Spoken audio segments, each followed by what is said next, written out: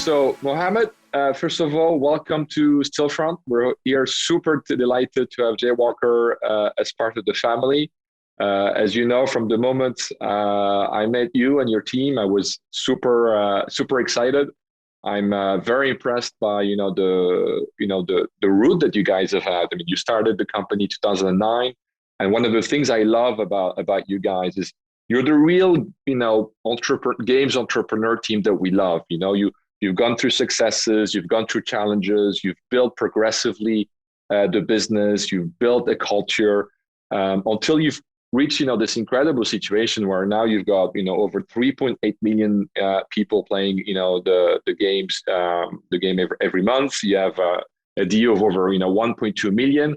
And I remember that was the first time I said, this is interesting because this is a DAU over MAU over 30%, a very loyal community. And then when I saw the cohorts, and I saw just how really loyal the community was, I was extremely excited. So great culture, great story, great KPIs, great match for Stillfront. But please, Mohamad, tell us a bit more about Jawaker and how it all got started. Awesome. No, thank you. Thank you for that introduction. Honestly, we're just still, riding high on the excitement on our end because it's a big event for us, and we're excited to be able to join the Stillfront family and kind of like level up the team skills. And from our end, we built Jawaker very much by looking at sort of the community and looking at what the community does and trying to actually create an online experience that mimics all the sort of subtleties and nuances that we see in the community. So cards are really, really, really big in the MENA region. It's people go to and play cards, go to sort of their cafe, and that's the social sort of engagement that the vast majority of the people in the Arab world, that's how they interact socially. So people kind of, that are not from the region don't understand how big cards are and how big they are across generations, because they're also a way for, parents and older siblings to interact with the younger siblings. And that's how sort of that community stays alive. Ramadan is also a big one. It's, we call it maybe in game speak, it's a live ops event that happens once a year and just happens to sort of reintroduce people and remind people of the importance of cards. So looking back, it was kind of I guess maybe obvious that to have some type of cards sort of community in the Middle East was just sort of right there staring in the face. But that was our vision from day one, to build our games. So our games are very simple. We try to make them, as close as possible to the local rules, because that's important. That customization is very, very important. There's, a market that we're penetrating right now that is actually proving to be a bit more difficult into getting those local nuances when we have people on the ground to figure it out.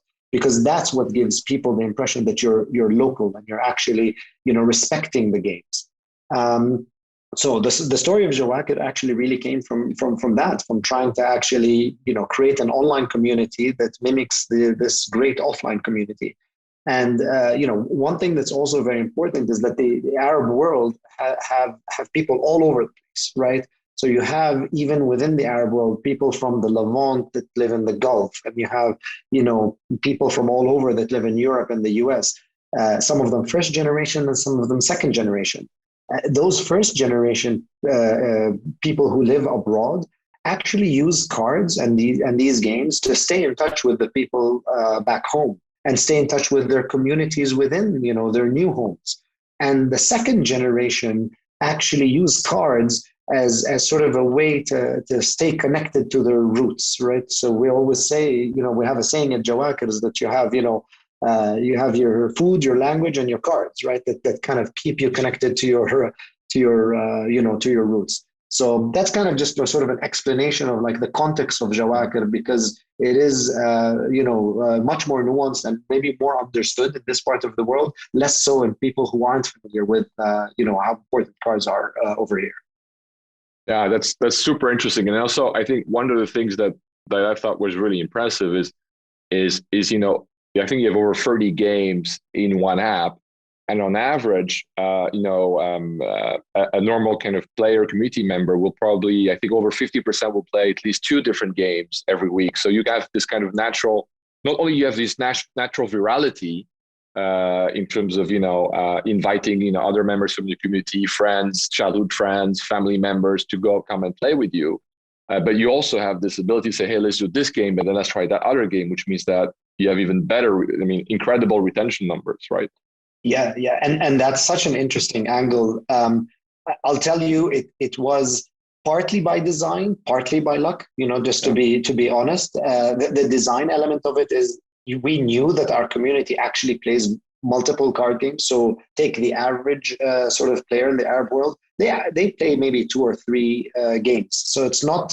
It really is mimicking again sort of the cultural norms of you usually know 2 or 3 of these games. So from that angle, it was sort of like a design element, but we didn't never imagine when we first started that we'll have 30 and now close to 40 of these games. The other thing that actually provided us with something that we haven't, we didn't really consider is because you've built this community, what happens is we're able to introduce games that are very competitive elsewhere. One of us is chess, for example, and our local version of Uno, right? Because also that's Crazy Eight that's kind of like being packaged into a different sort of mechanic. So you take those games and you add them to the community, and what's surprising is that people tend to stay and play within the community, within the network. So that's created for us a lot of opportunities. Like, it's not only the new games that we need, we can also get games that might appear on the surface to be much more competitive. But then, if you add them within the Jawaker community, you have a 1 + 1 = 10 kind of situation that occurs. Yeah, it's a great launch pad, and then you get this virtual circle happening. And then and also be great if you could explain. So the majority of the revenue, obviously comes from the mobile kind of the mobile version, mobile purchases from Google Play and the App Store. But you also have a strong kind of reseller network as well. So it'd be great if you could explain how that works. And then you have a very, very small amount of revenue that also comes from the web side of things. Can you just explain how that's divided and how that works? Yeah. So again, the vast majority, as you said, comes from the app stores and directly from the mobile networks. But in the sort of markets that we work in, credit card penetration is still not where we would like it to be. And then after credit card penetration, you need them to sort of be able to add and use their credit cards on the app store. So effectively, you have this situation where you have in some markets a lot of players, but not as many pairs. And again, we're not selling food or basic items, so people can still engage and have fun with our apps without paying. So it's one of those sort of supply influences demand situation. If there is no way people pay, they won't pay. But if you have a way for them to pay, and it's easy for them to pay, and make those sort of instant and sort of impulse buys, if you will, that are more accessible on a mobile sort of credit card connected mobile, that creates value. And we understand that this is sort of a cash-based society, and we have a reseller network, and the idea is like you have sort of some sort of members who effectively have the ability to pay you, whether it's through credit cards or other means, and then they can distribute through their communities, and they would be able to sort of act as that sort of payment platform, if you will. And it's a network we kind of built out of need, and has grown into a very important sort of pillar of revenues, and definitely in more sort of frontier markets where payment is not as accessible. Yeah, and I think it's super interesting, and obviously, as you know, we had the experience of that from Moonfrog in India, and we saw just how important it was to give access to certain communities to those games. So I thought that was great, and we feel that's an area where we can definitely also learn from you guys, and you guys could learn also from some success of Moonfrog. Obviously, I'm super excited about what you've achieved in terms of having 30 games in one app and what that means about managing the ecosystem and all that. And so that at Stillfront we have so much to learn from you on that side. And so, Mohamad, one of the things that I believe is underappreciated and very few people that don't work in the games industry don't understand is you mentioned the word simplicity, taking the simplicity approach to the games that you have in Jawaker at the beginning. And we know that from Storm 8, they spent more time removing things in Home Design Makeover than adding things in Home Design Makeover to really make it successful. So I understand that you guys did the same thing with the games that you have in Jawaker, but at the same time, I think it's very easy to underestimate all of the complexity that goes into the background to adapt more kind of like the meta and the communication tools to different types of player experience. So could you maybe take us through the different types of players that will play, the Jawaker games and how those experience differs and the tools that you use, and maybe give some examples of other, games that people outside the MENA region would be more familiar with in terms of how you're applying those mechanics to what you're doing in Jawaker?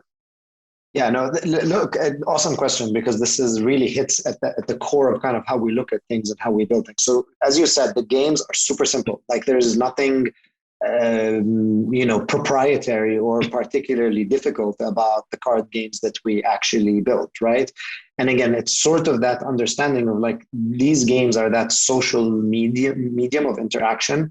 And everything that we do is around understanding the players and understanding how they can enhance their experience around that base layer of simple gameplay, right? So, I'll give you an example of how people might think of the personas that might sort of approach the game. So you have, the casual persona that just loves playing these games and just doesn't find a partner, and then can go into Jawaker, press, play now, and then, gets into a game with other people that, may lead to other social interactions later on, but still it's maybe for the love of the game, let's say, more than anything else.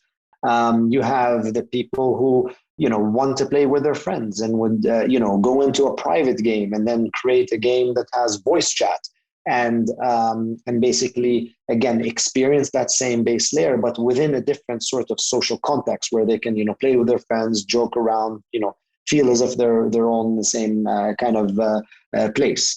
Then you have the more, I would say, harder core social, right? That actually, sort of went in and made friends on Jawaker and then created what we call clubs, effectively are, the equivalent of, let's say, a guild, where they would go in and it's basically a group of people. So it's this larger social network that they play with each other, and they can kind of be in that that frame. And again, voice chat does go a long way effectively because it keeps you I guess focused on the game itself effectively.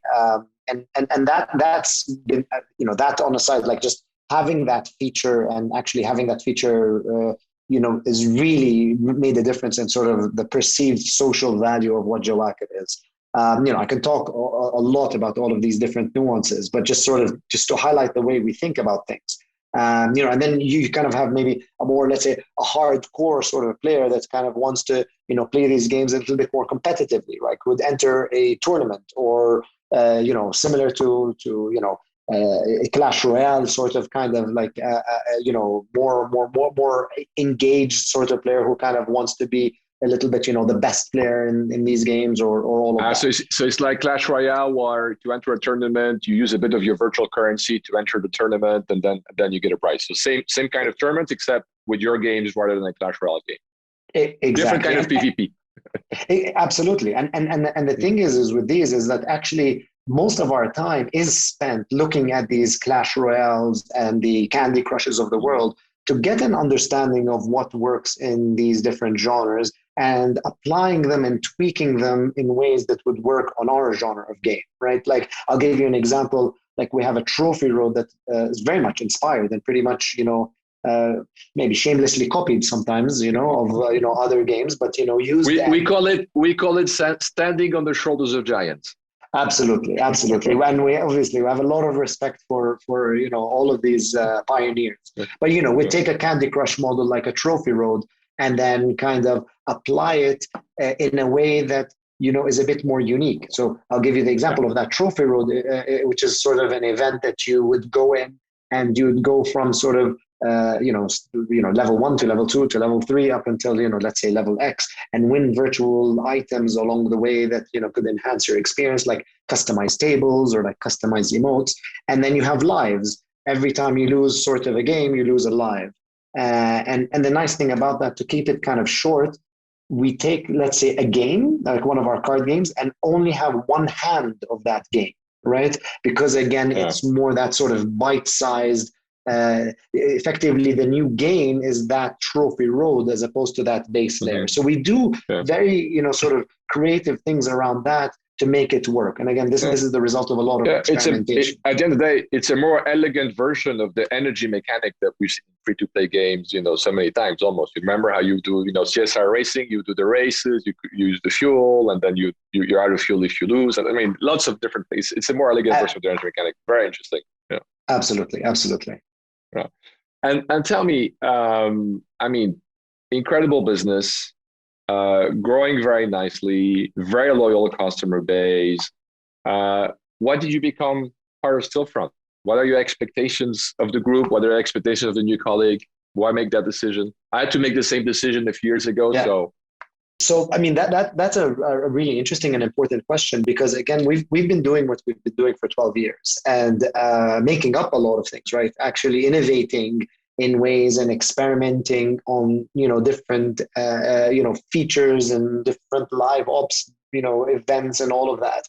At this point, we've reached a scale whereby to be able to understand what best practices are, to be able to engage with other people, other studios in the group, and just, share that knowledge and say, oh, wait a second, that's the way that should be done, or that's an idea that I can apply. I mean, you brought up the Moonfrog and reseller network.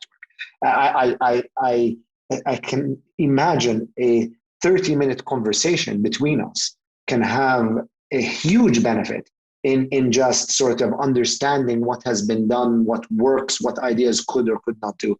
And again, obviously take that and then sort of think about other things like what we can do with live ops, what we can do with user acquisition. I mean, we are, don't know if this is something to sort of admit or not, but like we could definitely do much better on user acquisition. We've been relying on organic growth, which has been great for a while. And that's what we will continue to do. But then again, are there opportunities that you can unlock in user acquisition? Those are all things I think being part of the Stillfront group is would open doors in a way that, we're super, super excited. Mohamad, thank you so much. Again, super happy to have you on board. And I look forward to working together. Thank you. Same here. Thank you. Thank you very much.